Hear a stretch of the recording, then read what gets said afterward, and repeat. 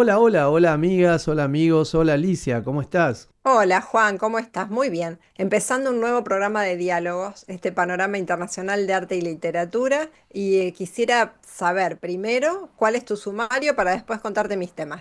Dale, te cuento, a ver, son tres temas, ¿no? Un jardín secreto bajo la ciudad, el templo oculto de Alexander Calder. Vamos a conocer este extraordinario jardín subterráneo. Después, otro tema muy particular, de la corte a la pasarela, la reina que inspiró siglos de moda. Y para terminar, cuando Vermeer, el famoso pintor del barroco neerlandés, borró un hombre para crear un ícono. Esos son los tres temas que voy a desarrollar hoy en el programa. Qué bueno, me encanta el segundo, me encantó. Lo espero ansiosa el segundo. La moda, el arte, eso. Mira, te cuento mis temas. El primero, ¿qué hacía Ortega y Gasset, el famoso escritor y filósofo español, en 1925, que lo convirtió en el epicentro de la vanguardia española? Segundo tema, Jane Austen y su eterno retorno. ¿Es posible que una novela escrita hace más de 200 años siga siendo la obra más adaptada del momento?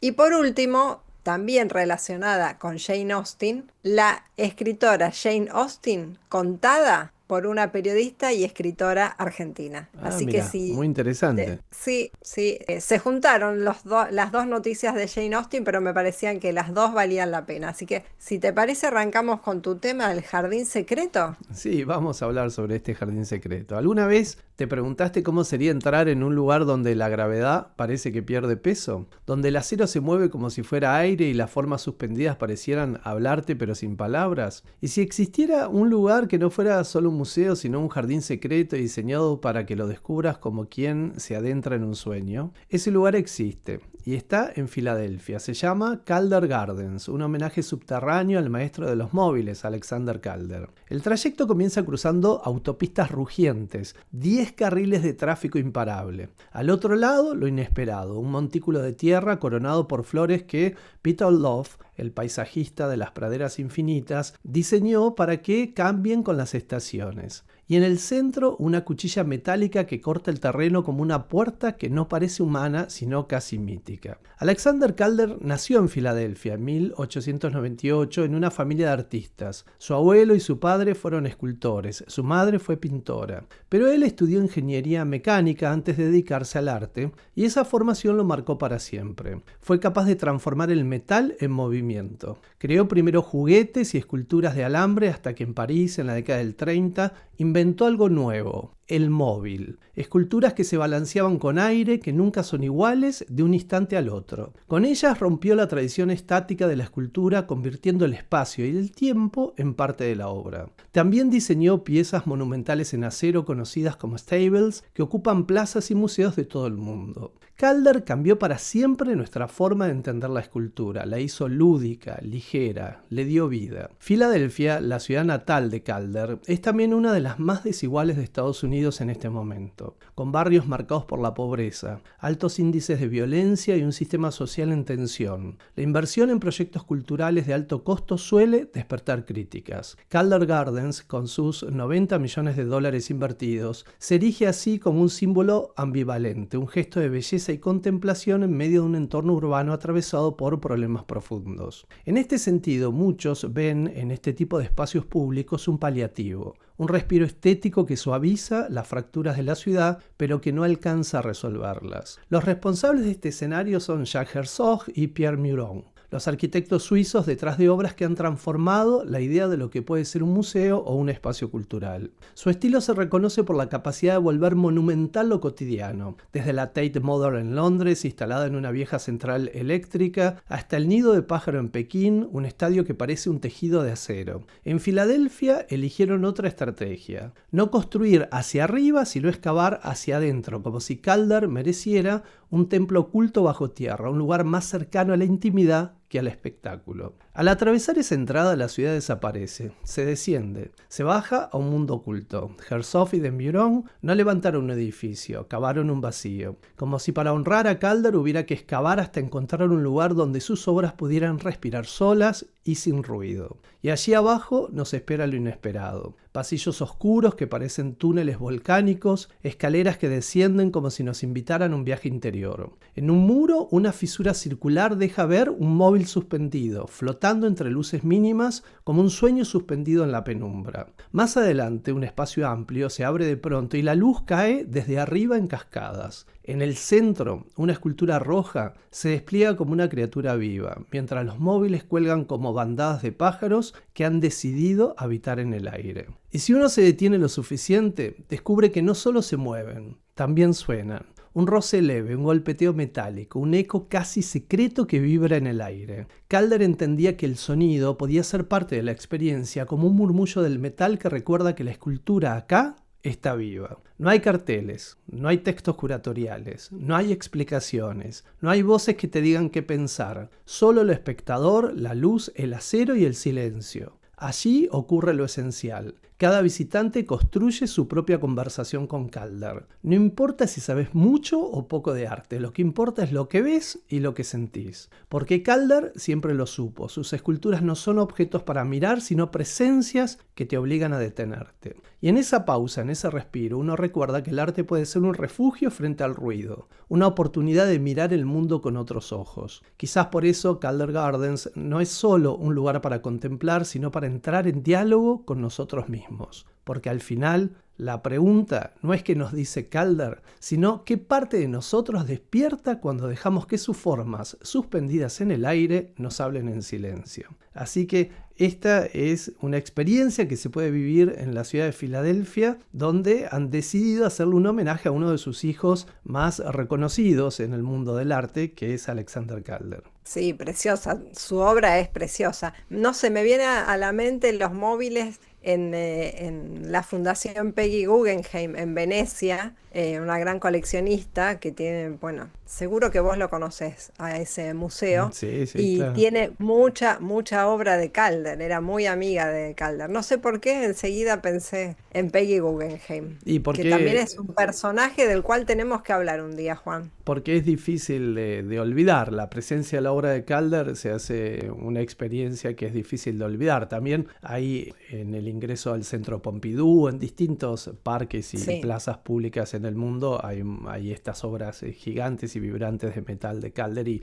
móviles, ¿no? Un nuevo lugar a donde ir, a Filadelfia. Nos vamos a Madrid, a España. Se celebran en Madrid los 100 años de la deshumanización del arte, un libro de José Ortega y Gasset. Y como te decía al principio, ¿qué hacía que Ortega y Gasset en 1925 se convirtiera en el epicentro de la vanguardia española? ¿Por qué sus ideas siguen resonando un siglo después en el debate sobre el arte, la literatura y la cultura de nuestro tiempo? Hoy viajamos 100 años atrás, a Madrid, de 1925, para responder estas preguntas y desentrañar el legado de un pensador que supo agitar el panorama cultural de su época. Vos sabés, Juan, que en 1925 fue un año en que se celebraron distintas eventos importantes, entre esos la primera exposición de la Sociedad de Artistas Ibéricos, y José Ortega y Gasset lanzó una bomba intelectual: su libro La deshumanización del arte e ideas sobre la novela. Este ensayo no fue un libro más, se transformó en un verdadero acontecimiento que trascendió la crítica literaria para adentrarse en la música, la pintura y el teatro. Ortega y Gasset, como diríamos ahora, agitador cultural en toda regla, no solo analizó las nuevas formas de expresión, sino que provocó una profunda reflexión. Su gran acierto fue identificar la fractura entre el público, que no comprendía los audaces cambios estéticos, y los artistas, que exploraban nuevas fronteras. Con ello abrió un debate que resonó más allá de la propia España y que ha perdurado hasta nuestros días. Justamente para conmemorar este hito, el Centro de Estudios Orteguianos de la Fundación Ortega Marañón ha preparado una serie de actividades que buscan acercar la obra a nuevos públicos. La celebración se enmarca en un ambicioso proyecto de innovación tecnológica y se estructura en 4 grandes ejes: arte, literatura, música y teatro. Vos sabés que es muy común en España, bueno, en España, en Francia, en Inglaterra, celebrar centenarios, ¿no? De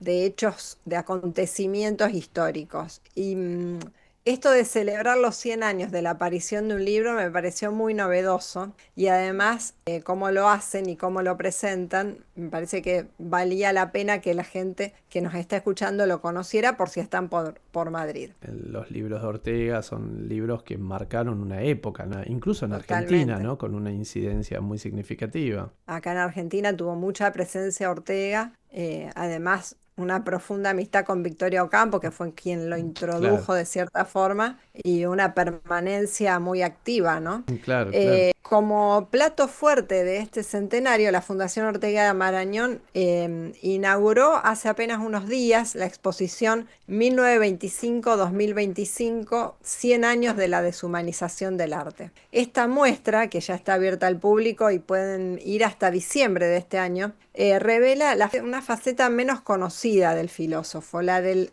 intelectual en su taller. Captura el proceso creativo de un pensador que observaba y transformaba sus intuiciones en artículos y libros. La exposición ha sido curada por la doctora Azucena López Cobo, que es una estudiosa de este tema, y no solo celebra la obra, sino que la contextualiza con documentos inéditos del archivo personal de Ortega y Gasset.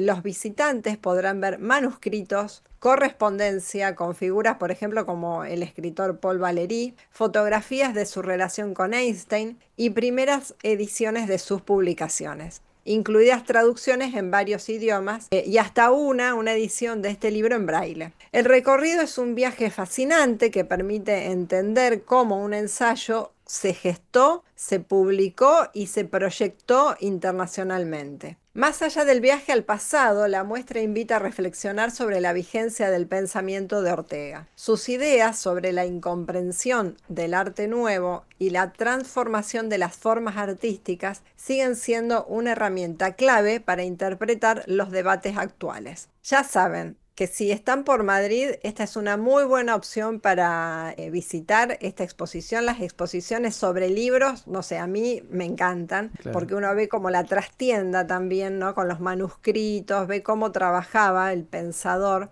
también con textos claro. con los cuales trabajaba, así que es un proceso que a mí personalmente me gusta mucho ver, y seguramente Es a muy la audiencia inspirador, ¿sí? totalmente. ¿Y Totalmente. cómo no rematarte Y, esto con la frase famosa de Ortega, que puede ser un lugar común, pero teniendo en cuenta que hay nuevas generaciones, esto de argentinos a las cosas, ¿no? Que Te iba a decir, no, sí, sabes, que pareciera un latiguillo que nos condena, digamos, porque no sé si todavía no, digamos, no resuena en nuestros oídos esa apelación de argentinos a las cosas, como si todavía no hubiéramos ido a las cosas, ¿no? así es. Escribió mucho y habló mucho sobre Argentina Ortega y Gasset. Y te iba a decir que además que la Fundación Ortega Marañón está en el barrio de Chamberí, en la calle Fortuny, en un barrio precioso de Madrid, cerquita de la Castellana, así que los que anden por ahí ya saben que pueden hacer esta visita, y los que vayan a ir antes de diciembre también. Interesante. No sé, este es el tema que a mí me interesa, el que viene ahora. Sí, esperemos que el final, tiene un final Sí, particular el tema, pero bueno, sí, mira, te cuento, a ver, parece que hay una muestra, ¿no? Que sí. ha puesto en valor a un personaje histórico muy, muy conocido, ¿no? Muy, muy retratado en el arte y en el cine. ¿Qué mujer puede vestir para el trono y para la furia del pueblo al mismo tiempo? ¿Qué estilismo se vuelve símbolo y qué símbolo se convierte en condena? Tal vez estas son las preguntas que tenemos que hacernos antes de hablar sobre esta mujer, ¿no? María Antoniette no solo fue una reina, fue un ícono, una provocación, una fantasía viviente. A los 14 años fue prometida en matrimonio. A los 18 años, rodeada de joyas, vestidos, fastuosidad, fue declarada reina. Hasta que la guillotina la arrebató el aliento a los 37. En el Victoria and Albert Museum, el V&A, en Londres, una exposición titulada Marie Antoinette Style, se propone mostrar la mujer detrás de los objetos. No solo los vestidos de seda bordados hasta parecer pinturas, los zapatos de terciopelo decorados con cuentas de cristal, ni los corsés que inflaban sílfides de pastel. También la humanidad, sus manos escribiendo cartas, los ratos de amamantamiento, la intimidad de la cotidianeidad y el terror de los últimos días. Se la presenta primero como se la veía desde afuera, pequeña, marcada por la viruela, con pies delicados, envolviéndose en joyas para esconder inseguridades. El montaje de la muestra incluye imágenes digitales, bustos de porcelana, retratos en los que el glamour se mezcla con lo frágil. Luego, las telas, vestidos que parecían de acuarela, caprichosos bordados, capas desmontables, encajes que hablaban de un mundo que no era solo corte, sino espectáculo. Y también de choque, la famosa robe de chemise tan cercana a un camisón que pareció escandalosa, no por provocativa, sino por romper reglas de clase, de tela, de quién podía vestir qué. Tela barata, algodón, muselina, tejidos del pueblo apropiados por la reina, molestando a la industria del lujo francés. Porque María Antoniette no fue simplemente derroche. En su modo de vestir, en los estilos que adoptó, en el cambio de lo recargado a lo simple, se ve también una tensión entre lo público y lo privado, entre lo que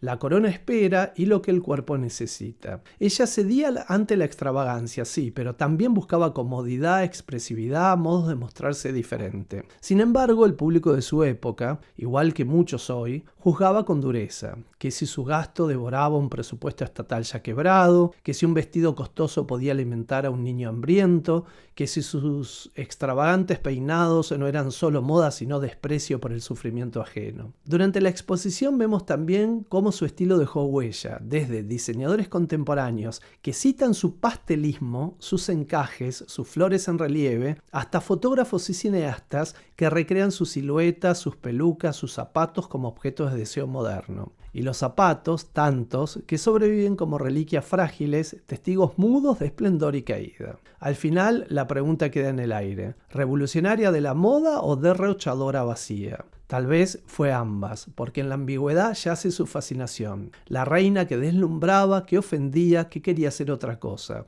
Y se convirtió en símbolo no solo de lo que quiso ser, sino de lo que la historia quiso contar. La exposición de Marie Antoinette Style puede visitarse en el Victoria and Albert Museum, en el V&A, uno de los museos de arte y diseño más importantes del mundo, ubicado en Londres hasta el 1 de marzo del 2026. El V&A alberga una vasta colección permanente que abarca más de 2.270.000 objetos, distribuidos en 145 galerías que cubren 5.000 años de historia del arte y del diseño. Entre sus piezas más destacadas se encuentran la alfombra Arbadil, una obra maestra del arte islámico, la escultura civil de Rodin y el Typus Tiger, una máquina musical autómata del siglo XVIII. Además, el museo cuenta con una impresionante colección de moda que abarca desde vestidos del siglo XVII hasta alta costura contemporánea y una extensa colección de cerámica y vidrio, que son las colecciones de estos materiales más grandes y completas que hay en el mundo. Así que, además de poder visitar el mundo de María Antonieta, también pueden regodearse, para los que no conocen el museo, viendo la muestra permanente del museo con toda la colección. Así que no sé, Alicia, si es interesante el personaje. Mira, sí, termina la idea si querés. No, digo, el personaje es interesante, sobre todo este recorrido que plantea la muestra, por ejemplo, al descubrir estas cuestiones de que se animó a textiles populares, desoyendo la industria del lujo francés, tan poderosa incluso hoy en día, y buscando también cierta comodidad dentro de esa imagen, digamos, dentro de esa imagen que pretendía siempre ser llamativa, también, digamos, opciones que implicaban la comodidad del cuerpo, ¿no? Claro, sí, sí, tan presionado, ¿no? Y tan prisionero en esos momentos, ambas cosas, el cuerpo de la mujer, bueno, y el del hombre también, pero el de la mujer con los corsets y con toda la cantidad de polleras que ponían y de faldas que ponían debajo de esos vestidos, el peso, Las y además pelucas, el de la tamaño de las falta pelucas. y de la falta de higiene, ¿no? Porque Claro. nosotros vemos las películas y los cuadros y se ve todo maravilloso, pero todo eso era, bueno, tremendamente, era espantoso todo eso. Sí, Se ve todo divino, pero era espantoso. claro. Pero vos sabés qué pensaba, lo que pensaba cuando estabas hablando justamente de cómo era la exposición, hacía una comparación o pensaba con lo que te contaba sobre Ortega y Gasset, que cuenta, la exposición cuenta el proceso del intelectual, y aquí también, ¿no? Cuentan también cosas no tan conocidas, muestran cosas no tan conocidas, como si el proceso de hacer las cosas, además de las experiencias inmersivas y todo eso, ¿no? Fuera también ahora tema de las exposiciones. En general, lo que se denomina hoy en el mundo internacional work in progress, digamos, ¿no? Que es como ese caminito hasta la obra que reconstruye el Claro, proceso de la obra, que ha llevado a montar en los museos casi los talleres de los artistas o las salas donde escriben exacto. los escritores con su máquina de escribir, y a veces objetos fetiches que se vuelven Sí, sí, tan sí. significativas como las obras de arte, ¿no? Ese es el mundo de las exposiciones de hoy, ¿no? Exactamente. Correr el velo sobre el proceso, como decís vos, ¿no? Así que Es, vamos a una de las grandes así escritoras. es. Una de las grandes escritoras que estamos por empezar a ver mucho de su obra renovado y readaptado. Se están conmemorando 250 años del aniversario de su nacimiento. Y hablamos de Jane Austen y su eterno retorno. Como te decía al principio, ¿es posible que una novela escrita hace más de 200 años siga siendo la obra más adaptada del momento? ¿Por qué la historia de amor entre Lizzie y Mr. Darcy nunca pasa de moda? ¿Y qué tiene esta pareja para capturar la imaginación de una nueva generación de creadores? Desde la pantalla grande hasta las plataformas de streaming, la respuesta es clara. Jane Austen está más viva que nunca. En el 250 aniversario de su nacimiento, la fiebre por la película y por la obra Orgullo y Prejuicio nos demuestra que sus temas sobre la sociedad, el romance y las convenciones siguen resonando en el momento actual. La novela de Austen se ha convertido en la musa del momento. Netflix está preparando una serie con un elenco de lujo. La versión cinematográfica de 2005 ha regresado a los cines 2 décadas después de su estreno y las librerías se llenan de ediciones conmemorativas. Pero hay una adaptación entre este maremotum de cosas que va a haber sobre esta escritora. Hay una adaptación que está dando mucho de qué hablar y es la nueva versión de la empresa Audible. Esta no es una simple lectura, viste que ahora se usan mucho Sí, los claro. audiolibros y se consumen mucho. Bueno, esta no es eso, no es un audiolibro. Es una obra de radio completa.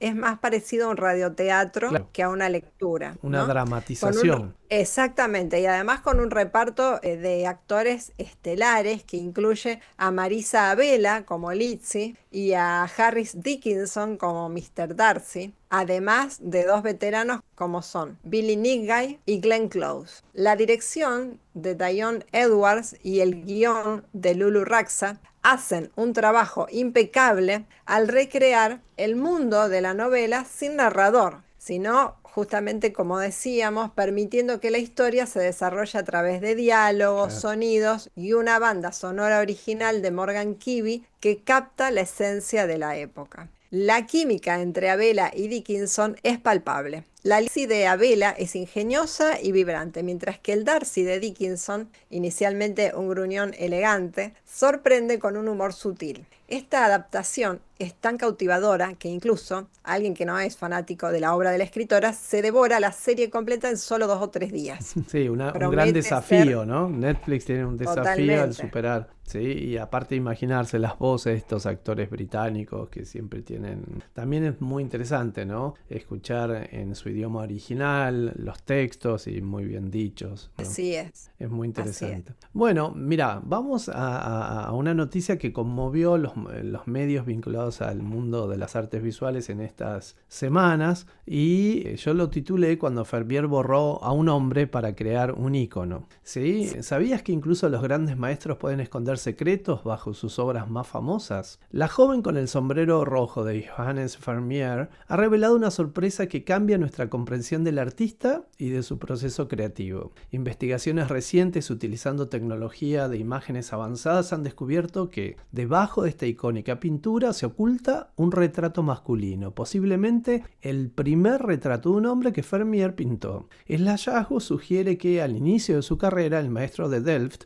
exploraba retratos masculinos antes de dedicarse a sus famosas escenas de interiores con mujeres. Johannes Vermeer, activo en la ciudad de Delft durante el siglo de oro neerlandés, es considerado uno de los grandes maestros del barroco. Su obra se caracteriza por el uso magistral de la luz, la composición equilibrada y la atención a los detalles cotidianos que convierten escenas aparentemente simples en momentos de extraordinaria intensidad emocional y visual. Aunque produjo relativamente pocas pinturas, cada una Sí. de ellas refleja un profundo dominio técnico y un delicado sentir del color que lo sitúa entre los artistas más valorados del siglo XVII y un referente insoslayable del arte occidental. La obra, que data de alrededor de 1665, muestra a una joven con un sombrero escarlata y ha fascinado a historiadores del arte por su estilo y también por su técnica. Pero más allá del misterio que oculta, La joven con el sombrero rojo sigue siendo una obra maestra por derecho propio. La pincelada es precisa y es suave, capturando la luminosidad de la piel, el brillo del terciopelo del sombrero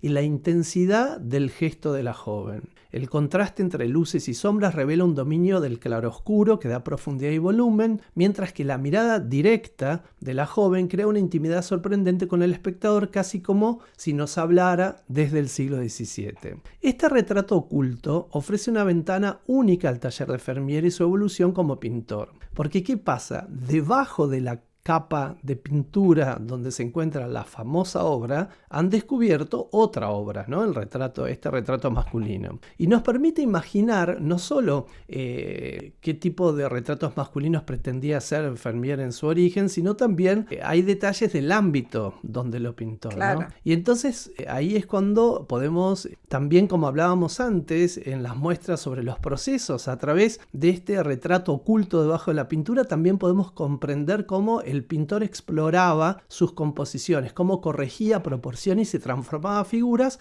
hasta darles la forma que hoy admiramos. En un recordatorio de que la pintura no siempre es solo el resultado final, también es un proceso lleno de experimentos y decisiones invisibles para quienes lo contemplan desde afuera del proceso. La obra sigue cautivando al mundo y reafirma por qué Vermeer es un maestro del barroco neerlandés. En La joven con el sombrero rojo, la luz que acaricia su rostro y su sombrero intensifica el color y la textura, mientras la composición equilibrada y la mirada directa de la joven generan una intimidad y presencia casi tangibles. Cada detalle, desde el brillo del terciopelo hasta la sutileza de su expresión, revela cómo Vermeer transforma un simple retrato en un instante suspendido de poesía visual, donde el tiempo y la emoción parecen detenerse ante nuestros ojos. Así que son muchas las obras que actualmente están siendo observadas con distintos medios tecnológicos y empiezan a descubrirse cuestiones inesperadas, pero esta ha conmovido, digamos, y después está el dilema de la obra debajo de la obra, ¿no? Es decir, si podremos alguna vez escindir una de la otra. Así que ahora vamos a volver con Jane Austen, pero esta vez me vas a contar alguna repercusión en Argentina sobre la escritora que tiene fanáticos en nuestro país, ¿no? Ha tenido siempre. Sí, sí, sí, mira, yo titulé esta información Jane Austen contada por una argentina. ¿Qué hace que una autora como ella, nacida hace más de 2 siglos, siga siendo un referente indiscutido en la literatura actual? Y cómo una escritora argentina desde Nueva York logra capturar la esencia de esta figura clásica con una mirada fresca y contemporánea. Bueno, hoy nos hacemos eco de una noticia que entusiasma a todos los amantes de los libros: la próxima publicación de Queremos tanto a Jane, el nuevo trabajo de la periodista y escritora Juana Libedinsky. Juana es muy conocida por sus columnas en el diario La Nación del día domingo, de los días domingo, y por la conmovedora narración de su libro anterior, Cuesta Abajo, donde Libedinsky nos sorprende contándonos lo que pudo haber sido una tragedia de una forma muy agradable. Cuesta Abajo cuenta la historia del accidente que sufrió su marido en Bariloche esquiando. El accidente lo dejó en un estado de coma y bueno, ella cuenta todo ese recorrido hasta que su marido se recuperó, pero son estos libros, viste, que traen a colación muchos otros libros. Ella se nutrió de mucho material bibliográfico y se lo traslada al lector. Es un libro súper recomendable que yo tengo acá por mi biblioteca, cuesta abajo y es muy bueno. Bueno, pero Linsky ahora nos sorprende con un homenaje a la gran dama de las letras inglesas. La publicación de Queremos tanto a Jane, el título me encanta, coincide con el 250 aniversario del nacimiento de Jane Austen. Una efeméride que ha desatado, como decíamos antes, una verdadera ola de adaptaciones y reinterpretaciones de su obra. Este nuevo libro promete llevar el sello inconfundible del estilo de Juana Libedinsky, una escritura fluida, entretenida y con una narrativa impecable. Es un reencuentro esperado con una autora que ha demostrado su capacidad para transformar experiencias profundas y reflexiones cotidianas en relatos cautivadores. El lanzamiento en Argentina está previsto para el mes de noviembre, una noticia que ya ha generado gran expectación entre los que somos sus lectores. Sin duda, este es un libro que los fanáticos de la escritora inglesa y aquellos que desean descubrirla a través de una perspectiva moderna no querrán perderse. Las columnas de Juana en La Nación, en conversaciones del domingo, es una columna muy esperada porque es una mezcla muy inteligente de ironía, de información desde Nueva York y bueno, y creo que este libro va a tener justamente ese toque y esa mirada tan característica de un libro muy bien escrito, muy bien narrado y además de todo eso, ¿qué más puede querer un lector? Además, entretenido, ¿no? Una escritura entretenida. Así que bueno, esperamos ansiosamente. Yo le escribí para consultarla y efectivamente me confirmó que en el mes de noviembre va a ser el lanzamiento. Así que lo esperamos. Qué bueno. Y bueno, este ha sido una edición de diálogos dedicada a los procesos, ¿no? Porque desde los móviles de Calder, la muestra de Ortega y Gasset, digamos, ¿no? El aniversario y la muestra de Ortega y Gasset, después todo rememorar a Jane Austen, en realidad es un ingresar a esos mundos, también como el de María Antonieta, y comprender a todos estos personajes en su contexto, en su tiempo, que como decimos siempre, bueno, es tan interesante para no quedarnos solo en el objeto, ¿no? Ya sea en el libro o en la obra de arte. Así es, sin proponérnoslo, ambos trajimos informaciones que tenían que ver con los procesos. Así que Juan, bueno, yo no tengo más, No, nos no, veremos en el próximo episodio, ¿no? nos volvemos a contar la semana que viene en otra oportunidad para seguir con diálogos. Hasta la semana que viene, Alicia. Chao, hasta luego.